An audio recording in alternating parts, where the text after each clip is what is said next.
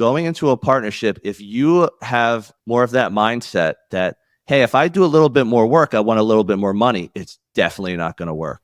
You have to look at a partnership. It's about the greater good. Welcome to Philly Tech Connect podcast, where Philly's tech minds meet. CEOs, developers, dreamers. This is your space. Each week, we explore the journeys of tech innovators. Join us and be inspired. Hey everyone, Dave here with another episode of the Philly Tech Connect podcast. Today I'm speaking with Tim Garrity. Tim is an accomplished realtor serving the greater Philadelphia area. He co-founded and ran a very successful independent brokerage for a decade, Copper Hill, that also spun out real estate development and title insurance divisions. His partnership recently ended, and so he chose to start and lead a team, the Tim Garrity team. He's got a ton of experience founding and running businesses in local areas. He's also the founder of a podcast called Bricks and Risk, which focuses on real estate insurance and entrepreneurship. And he co-hosts that with one of his best friends, Sean Mooney, who's an insurance expert. So, Tim, how you doing? I'm good, Dave. How about yourself? I'm doing great. Yeah. I'm looking forward to this conversation because we're going to be kind of learning a lot about the partnership ins and outs of your journey. But before there were multiple parties involved, you were a solo agent and eventually started Copper Hill, if I'm not mistaken. So tell us a little bit about that. Absolutely. So my journey is grew up in suburban Philadelphia, moved to the city when I was 18 for college, graduated with a marketing degree, and I did corporate America for about 8 years in the mortgage side of things, worked for some big companies, got laid off after the Great Recession, and I was newly married and allowed me to really rethink what I wanted to do. And the path I wanted was entrepreneurship, but I wanted to kind of stay in my industry. Mortgages were great, but real estate was kind of where my passion was, and really working with people, kind of guiding them and leading them through the process. So I went out and just took my classes, and 6 weeks I had a real estate license, and I'm 30. So I'm like, okay, let me go out, see if I can get some clients. So I started out as a solo agent with a smaller brokerage because not only did I want to kind of learn the ins and outs myself as an agent without being part of like a big team at the time, but I also wanted to learn the inner workings of a brokerage. Like, why would someone start a smaller brokerage and not join a company like Real, which is where I am right now? So doing that for about 5 years, I learned a ton, both as an agent and also, what it takes to be a good broker of record and a brokerage owner. And my brother Ryan and my friend Andrew decided that, yeah, we want to do that too. And I had a broker's license. So we started Copper Hill Real Estate from scratch. It was right at the end of 2014. And basically we bootstrapped it with our own money. We took out, wrote checks out of our bank accounts, threw it into a business account. We're like, okay, this will keep us afloat for a year based on the lean expenses that we have. And what happened during that 10-year period is that we went from being full-time realtors to being business owners, to being leaders. We spun off a development division where we're flipping homes and buying buildings, spun off a title insurance division where, we're controlling the customer service of the closings, and that's a part of our business. So that's really how it all came to be. Corporate America to being an entrepreneur to starting a partnership to grow a company kind of big and fast. That's really what we wanted. That's awesome. I want to dive more into that. There's honestly some terms that I should know. I've bought a house before, but I still don't quite understand sometimes how this stuff all works. So when I think of the agent, I think of the person that knows the market, knows what's on sale, can help you, can guide you through the house buying process, or something overvalued or undervalued, things like that. Is that correct? And then the broker is who negotiates with the bank to get the loan or something? How does this all work together? Yeah, so the best way to explain it is that if you want to help people buy, sell, and rent real estate, which is what you're referring to, you just need to get what's called a salesperson's license in Pennsylvania. That's what I started with. Becoming a broker is kind of like getting your master's. So if the salesperson's license is your bachelor's, you're like, I want to further my education, I want to take some more classes, I want to be an expert. But when you get your broker's license, you can do one of two things. You can just be an associate broker for a larger company, which basically means, hey, I have my master's, but I work for someone else. Or you can become a broker of record and run your own shop. It could be a team of 1. It could be a team of 100. It depends how you want to do it. So being the broker of record of Copper Hill, I was more or less the head person in charge of every agent who worked for us, meaning They're all 1099, but if they make a mistake, they're coming to me. If they don't do their continuing education, they're coming to me. If they're like, hey, I'm working with a client and there's a dispute over a deposit or a date or something like that, they're coming to me. So my job is really to problem solve, handle objections, but also oversee the company to make sure we're not making mistakes, that training is high, and that everyone has what they need. Okay, very cool. So how does one get leads in this space? I'm curious. Like it's tied to a very important life event often, although maybe not. I'm assuming that's a common use case. How do you bump into people at the right time here? I think when you start, there's kind of two paths you can go down to start building your business. You could go down the cold path or you can go down the warm path. Cold path, I would just say, is more like you're making cold phone calls, you're knocking on doors, you're sending out postcards, you're just trying to find opportunities, but you don't know anyone. The warm path is more, okay, I know people, whether you know 10 people or 10,000 people, it doesn't matter. But I know people. I want to stay in front of them to let them know I can help out any of them, even if it's 10 people.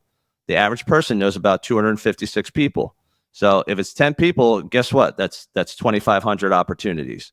So, and when you kind of have to pick a path, I feel like, to really grow it successfully, because if you do both or if you're just all over the place, you're not going to do anything well, and then you won't make enough money to live, which is why the stat exists that in 5 years or less, 87% of people who get their license will get in and out. So in order to be that 13% after 5 years, you have to pick a lane. What's also changed is that a lot of people now will choose to join teams, which is what I started when the partnership ended at Copper Hill. A team can go either ways. You can be a team where they feed you fish, they give you leads, they pay for leads, cold leads, warm leads, it doesn't matter. They pay for them and they dish them out and they say, service these leads and turn them into deals. Or you can run a team where you teach people how to fish. And when you're teaching people how to fish, it's kind of like the way I learned. I took the warm path. I started out with content marketing. I looked at it as like, I got 2,500 people and if I only know 10, and I want to stay in front of them with valuable content so that they know I'm an expert and they know that I care. So when they need to buy or sell, they're like, look, we just feel like Tim cares. He's not some cold call, just says, hey, are you in the market to buy or sell? No, Tim has been sending me emails for a year or 5 years or whatever it is. And I know he knows his stuff. So let's go work with Tim. Cool. So it sounds like you chose the warm path. I did. And I still do it today, 15 years later. Sounds good. I'm a big fan of that as well. For Copper Hill, I don't know if you mentioned this, you partnered up with your brother and a friend. Is that right? That's correct. And did you have any concerns like getting together, going into business with family, going into business with presumably like a close friend? Yeah, I mean, there's always concerns. I think the concerns, it's less about who the people are and more about, are you a partnership kind of guy or girl, or are you a lone wolf, I used to call it, like you just want to do it on your own? And I think, being in the same partnership for 10 years and spinning off multiple opportunities, I would say we were all partnership types of guys, that we saw value in getting together, banding our resources, capital, relationships, work effort, ideas, taking the best of the bunch kind of thing. But again, over time, people grow and they grow in different ways. People start families, they get married, they move, priorities change, and they may not like what they did as much as they did when they originally did it. I mean, most people change jobs every couple of years these days. No one's going to stay at the same company unless it has those benefits for 30 years. Like most people are just going to shift every few years, leverage themselves into something more. One thing I think really changed with our partnership was COVID. So during the pandemic, real estate was traditionally like an office model. Like people went in the office and they were just pitching that. Come into the office, feed off the veterans, ask questions, come to training, come to sales meetings. We were more virtual to start, even though it was about 10 years ago. So we were highly progressive when we started our brokerage. And then once COVID happened, it really just changed the industry. And the company that I'm with now, Real, is more of a virtual model. It's more entrepreneurial. They were built to support people like me because the people like me have their own personal brand. I have a personal brand. I have a team. It's named after myself. I have a podcast. It's my name on it. I took the warm route. So everyone wants to work with me. And because of that, once we realized that it was time to end the partnership, it just made more sense for me to go with my personal brand. I'm like, times have changed. I got everything I needed out of this partnership. And here I am today. So I would say partnerships are fantastic. But before you do anything, I think you should ask yourself, am I more of a lone wolf or am I more of a partnership guy or girl? Most people will have an understanding right at the beginning. If you know that you're a little bit more of a loner, I would not recommend doing it. But if you're open-minded, whether it's a 1-year partnership or a 30-year partnership, you'll get something out of it. You'll grow, you'll learn, you'll realize more opportunity, and you'll realize more about yourself because you're open-minded to the people you work with. How was your guys' approach to dividing the responsibilities and roles within the brokerage in the early days, especially when it maybe wasn't as big as it got? And did you ever run into issues where it was like Tim brought in 5 leads this month and his brother didn't bring in any, and well, we're splitting the profit or whatever? Do you ever run into stuff like that? Andrew was more of the finance guy. Like he was very good with numbers and spreadsheets and managed everything that we had.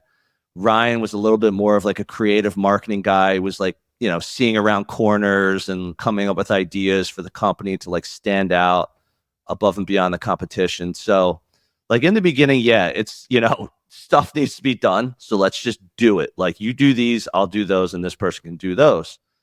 And then what I would say to your second point about someone like, let's say someone's bringing in more business than someone else, or someone put in a little extra work, or someone found a development deal or brought in a relationship. We never really got to a point where we're like, this is unfair. Like someone's doing too much, which again leads me back to the point of saying, I think we were all partnership material. And going into a partnership, if you have more of that mindset that, hey, if I do a little bit more work, I want a little bit more money, it's definitely not going to work. You have to look at a partnership. It's about the greater good. We're going to combine our resources together and our work efforts and all of our intelligence, everything we got to make this one thing that much greater. And you're focusing on that thing, which kind of takes the individualism out of it, in my opinion. So it didn't really get to that. The only reason it ended, it just time had passed. People wanted to do different things and it just made sense to move on. What was great about it is everyone kind of knew what kind of business person they were at the end and where they wanted to go. I went in the direction of starting a team, and I still continue to do development with my brother Ryan. So we flip houses, we buy buildings, we got some multi-unit developments, and we still get involved in title insurance as well. That's a part of the residential real estate business. What was it like sort of dissolving Copper Hill? What was kind of the process? When did you come to this conclusion? How long did it take? Did people need to be laid off? Did stuff need to be sold? And very few people get to the point of having something that worthy of being dissolved. So I'm curious what that was like. Yeah, kind of when the partnership ended and when we were trying to figure out which direction everyone was going to go, it was very emotional. So just a very emotional experience because the company is like your kid.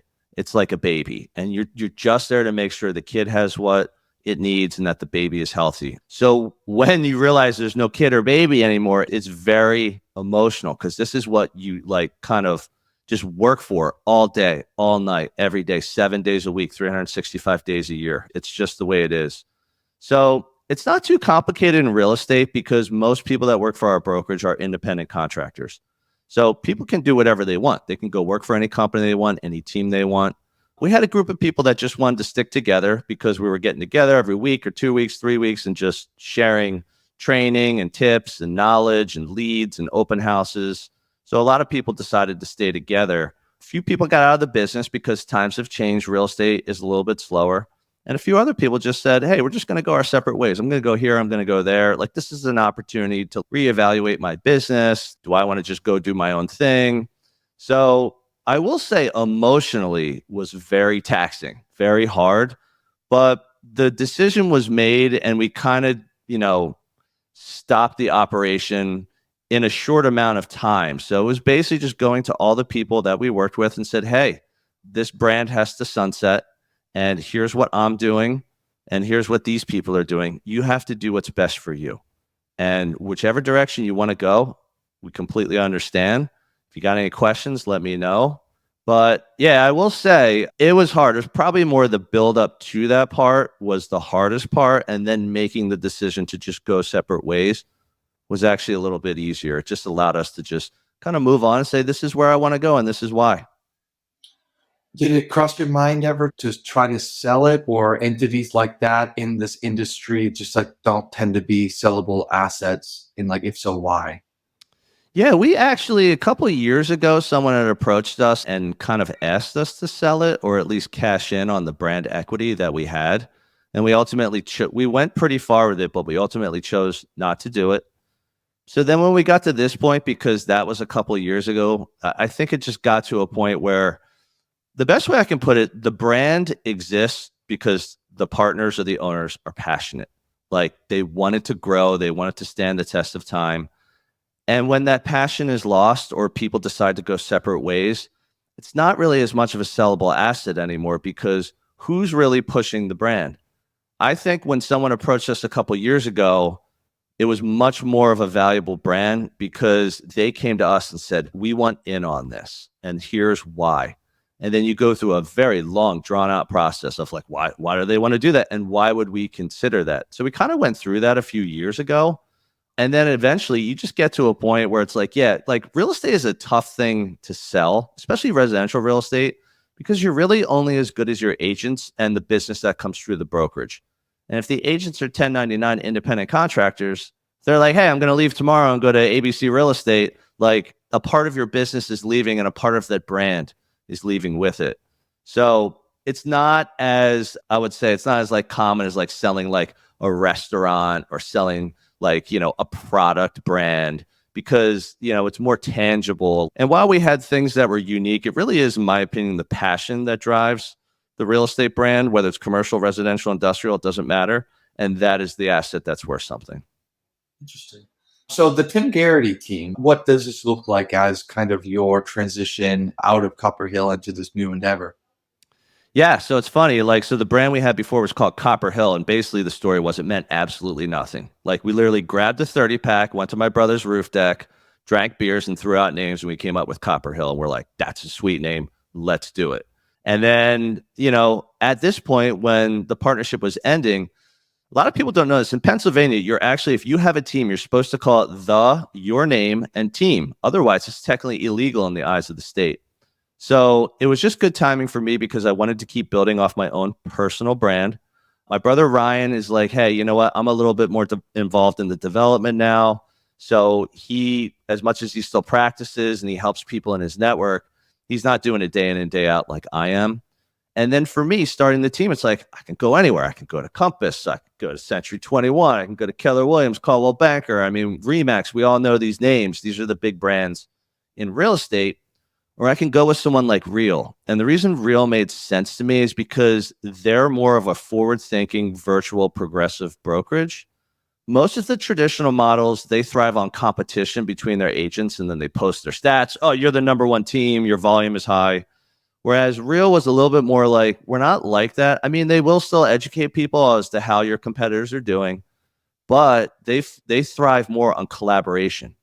The best example I can give is that I did a lot of training through Copper Hill. And when I looked into Real, they said, would you be willing to do that training for people outside of your team? And I said, absolutely. I'd love to train. I just love people, Dave. That's just my thing. I mean, some people say it. I mean it. I love people. I'm a very patient human being. It's just how I'm wired.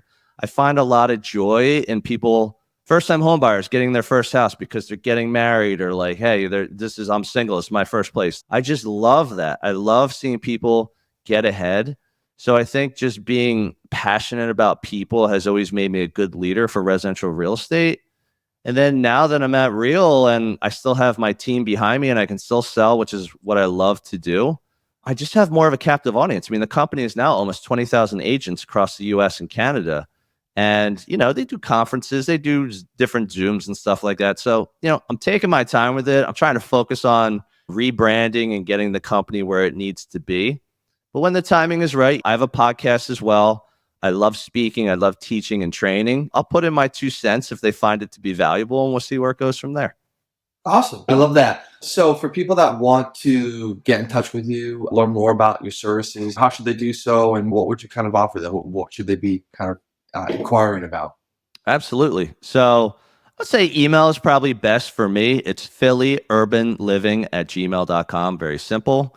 Just Google me. You'll find me. I'm very active on LinkedIn, Instagram. Not a big Facebook or Twitter kind of guy. So look for me on Instagram or LinkedIn. I have a website, timothygarrity.com. And then I have a podcast, Bricks and Risks. So you can look up the Bricks and Risks podcast. We're on Spotify, Apple, Amazon, YouTube.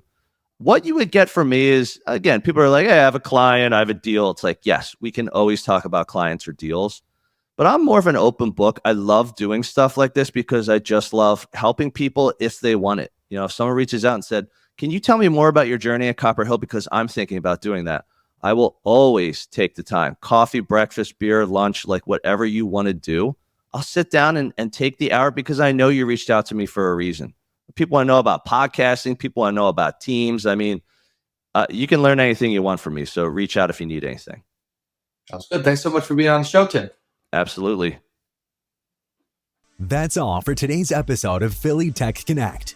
Join our community at phillytechentrepreneurs.com.